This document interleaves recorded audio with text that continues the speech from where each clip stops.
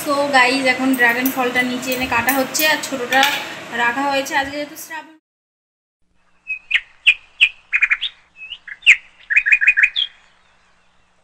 Hello everyone, good morning সবাইকে আরও একটি নতুন ভিডিওর সঙ্গে তোমাদের সবাইকে অনেক অনেক ওয়েলকাম। সো আজকে হচ্ছে সোমবার, কিশোর কুমারের জন্মদিন, তো তারই একটা ভিডিও আর কি ব্লগ তোমাদের সঙ্গে আমি শেয়ার করব। মানে হচ্ছে গিয়ে চলো আজকে ওই যে মামনি এসছে, এটা হচ্ছে মামনি আর বাবার রুম। আমার ফোনে স্টোর ফুল হয়ে গেছে কারণ কালকে আমি এক জায়গায় গেছিলাম, সেখান থেকে মানে ব্লগ করেছি, সেটা পোস্ট করব, তো সেটা পোস্ট না করা পর্যন্ত আমার ফোনের স্টোর ফাঁকা মানে হবে না, ওই জন্য ব্লগটা আমি মামনির ফোনে স্টার্ট করেছি, তো এই ফোনেই আমি করছি। সো চলো বাইরে যাই, আমাদের বাড়ির পরিস্থিতিটা তোমাদের একবার দেখাই। পরিস্থিতি মানে হচ্ছে বাবা হচ্ছে ছোটোবেলা থেকে গান বাজনা খুব পছন্দ করে আর কি করে।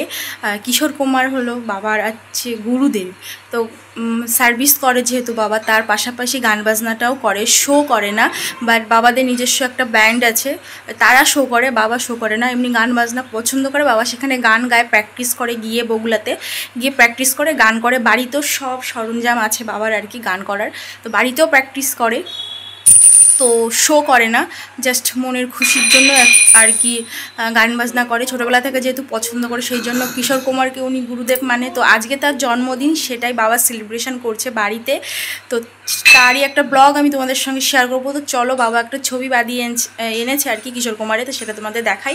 আর আমাদের উপরে দোতলা তো কমপ্লিট হয়ে গেছে, কমপ্লিট বলতে প্লাস্টার গ্রিল মিল লাগানো এগুলো হয়ে গেছে, পুরোপুরি কমপ্লিট হয়নি। তো সেখানে হচ্ছে অনুষ্ঠানটা হবে, তো তার জন্য সেখানে পরিষ্কার করা হচ্ছে। তো আমরা তো কালকে বাড়িতে ছিলাম না, মামনির বাবা ছিল, তো ওনারা দুইজন উপরে পরিষ্কার করেছে সব কিছু। তো চলো তোমাদের গিয়ে দেখিয়ে নিয়ে এসে, আমিও এখনও যাইনি, উপরে যাব। আর আমার উপর দায়িত্ব পড়েছে ডেকোরেশন করার, সব কিছু বাবা সব কিছু এনে দিয়েছে, বলেছে আমাকে বলেছে সাজিয়ে দিতে। ওদিকে মালাও গাঁথতে হবে, রজনীগন্ধার ফুল বড় মামা দিয়ে গেছে সকালবেলা এসে, তো সেটা এখন গাঁথবো। বাবা স্নান করেই আর কি ওনার গুরুদেবকে মালা দেবে, তো সেই জন্য চলো। এই যে হচ্ছে কিশোর কুমারের ছবিটা বাঁধিয়ে এনেছে, এই যে, তো এখানে এইভাবে রাখা হয়েছে। আর এই যে আমাদের ড্রয়িং রুমে সবাই বসে আছে, আর এই যে হচ্ছে রজনীগন্ধার স্টিক, এইগুলো এখন গাঁথা হবে, তারপরে মালা দেওয়া হবে। বাবা স্নান করে আর কি ওনার গুরুদেবকে মালা দেবে। তো চলো গেঁথে নিই। এই যে হচ্ছে উপরে আমি এতক্ষণ আসিনি, এই যে আসা হলো, তো এখানে বাবা পুরো ক্লিন করে ফেলেছে ভিতরে। এই যে নিচে প্রচুর ধুলোবালি ছিল, বুঝতেই তো পারছো, প্লাস্টার হয়েছিল, সেই সিমেন্ট বালি ছিল, সেগুলো পরিষ্কার করা হয়েছে। তো এই যে এখানে এই যে ঝিরিঝিরি, এগুলো কি বলে, বার্থডেতে লাগানো হয় গোল্ডেন কালারের, এগুলো লাগানো হয়েছে। আর ওখানে শুধু একটা লাভ দেওয়া হয়েছে, বেলুন আছে, ফোলাতে হবে, ওইগুলো লাগাতে হবে। পুরো ডেকোরেশন কমপ্লিট হয়নি, জাস্ট একটু টেলার, পিকচার আবি বাকি হ্যাঁ। তো এই যে হচ্ছে এখানে, এই ঘরেও বাবা বলেছিল করতে চেয়েছিল অনুষ্ঠানটা, বাট এই ঘরে স্পেসটা একটু কম, জায়গাটা কম, ওই জন্য হল রুমেই আর কি করা হলো। একদিন তোমাদের আমাদের উপরতলার হোম ট্যুর দেবো, পুরো কমপ্লিট হয়ে গেলে, এখন তো পুরো কমপ্লিট হয়নি। এটা হচ্ছে ভাইয়ার ঘর, এটা ভাইয়ার ব্যালকনি, নোংরা পরে, বৃষ্টির ওয়েদার, বর্ষার ওয়েদার, তো বুঝতেই পারছো বর্ষাকাল কীরকম অবস্থা হয়ে থাকে। তো চলো একটু উপরে যাই, ছাদটা ঘুরে আসি।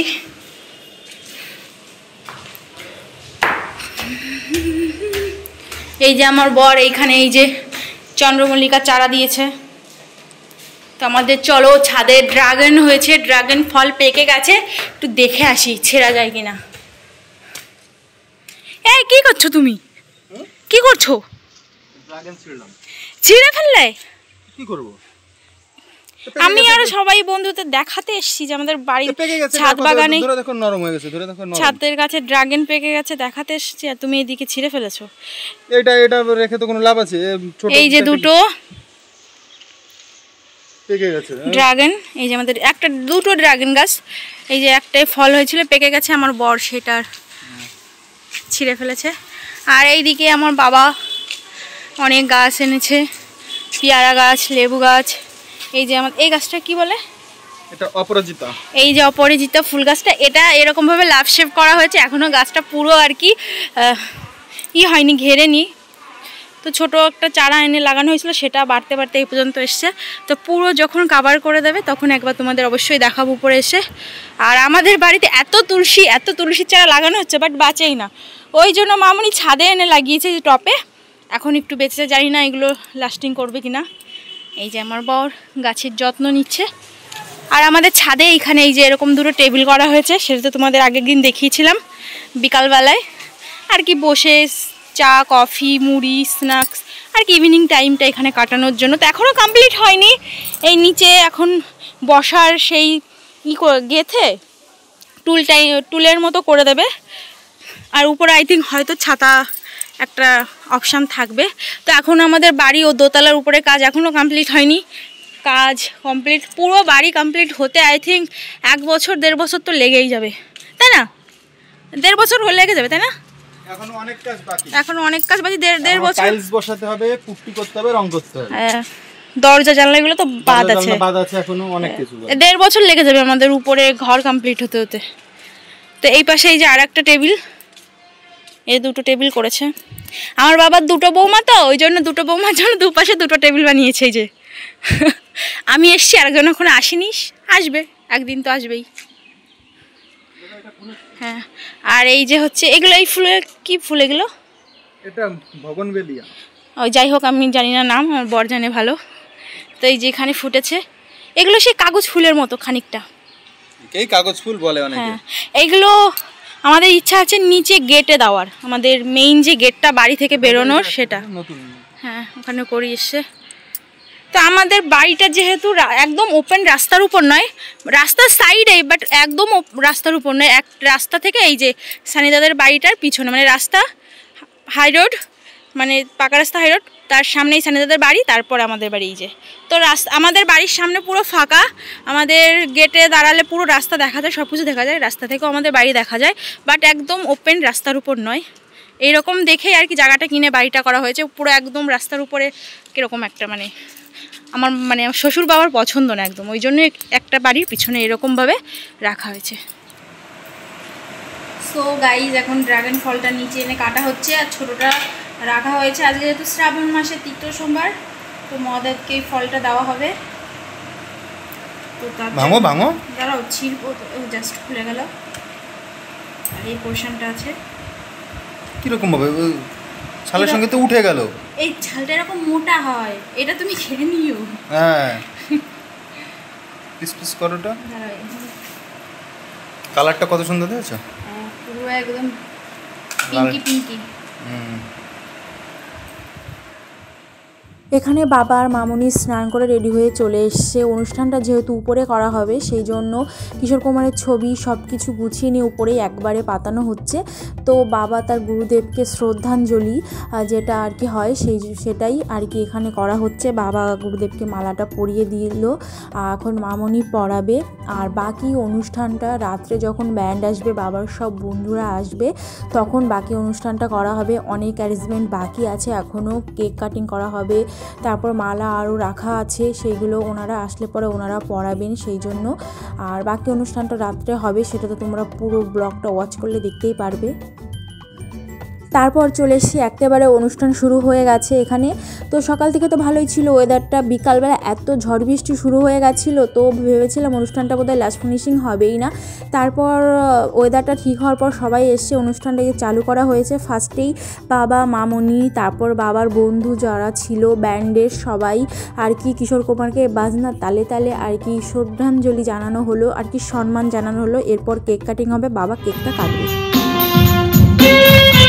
সবাই একটু বড় পাবে, সবাই একটু বড় পাবে। ডাক্তার বাবু, ভগবান আমাদের মহিলা খুব সম্মানে জানালো, রাখো বাবা, কে বাত কে বাত।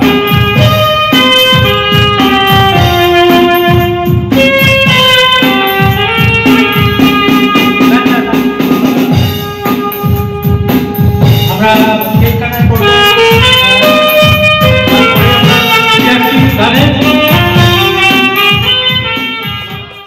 আজকের অনুষ্ঠানের মেইন মেনু ছিল হচ্ছে হাঁসের মাংস, চিকেন, রুটি, স্যালাড, মিষ্টি, তারপর কোল্ড ড্রিঙ্কস এগুলো ছিল। তো মাংস তো দুপুর মানে বিকাল টাইমে রান্না হয়ে গেছিলো, আর এখন রাত্রেবেলা রুটি বানানো হচ্ছে। মা, বাড়িতে এরকম একটা অনুষ্ঠান হচ্ছে, তুমি ঘরে বসে কি করছো এই জানলার এখানে অন্ধকারে? হ্যাঁ, একটু উপরে গিয়ে দেখতে হবে না? কেন, একটু গান বাজনা হচ্ছে, একটু দেখা যাচ্ছে তোমার ছেলে গান গাইছে। তুমি এখানে, এই যে এটা হচ্ছে ঠাম্মার ঘর, আর এটা হচ্ছে আমাদের পুপু ঠাম্মা, তাই তো? তো আমি আছি এখন ঠাম্মার ঘরে। এই যে আমাদের দোতলায় গান বাজনা হচ্ছে, কিন্তু আমি আর ঠাম্মা যেতে পারছি না, আমি যাচ্ছি না, গেলেই যেতে পারি না, কিন্তু আমাদের লজ্জা লাগছে উপরে যেতে সবার সামনে, সেই জন্য আমরা নিচে বসে গানের মজা নিচ্ছি, তাই তো?